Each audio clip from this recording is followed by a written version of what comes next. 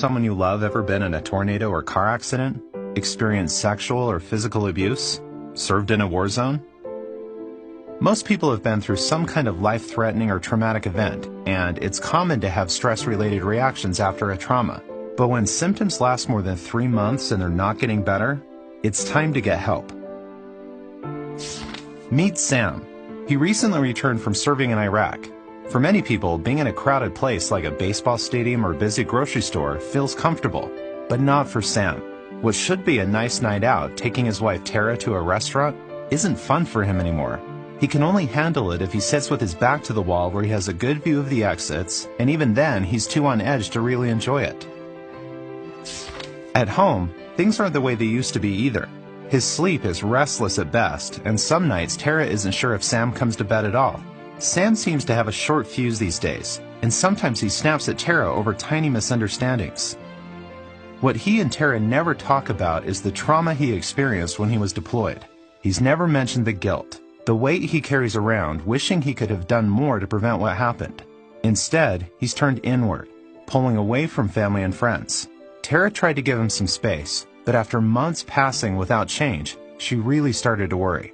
She was the one to finally say what they were both thinking: it's time to get help. That's when Sam finally decided to take action.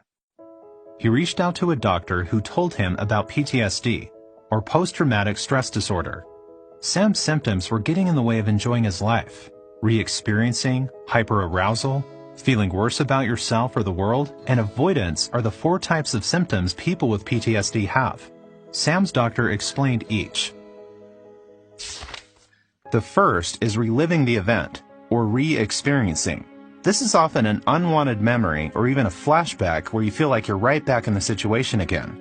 Seeing, hearing, or even smelling something that reminds you of the trauma can trigger these. Nightmares where you relive parts of the event in your sleep are common too. The second is avoidance. Staying away from situations that remind you of the trauma.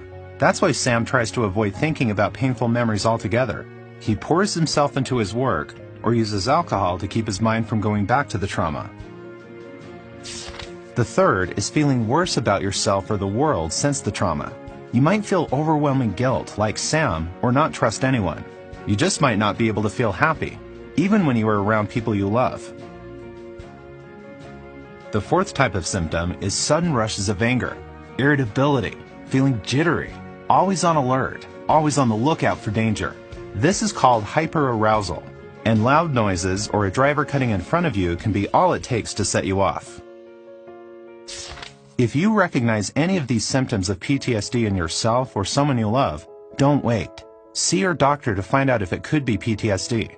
Just like Sam and Tara found, there is hope. You don't have to live with the symptoms of PTSD forever. Effective treatments are available.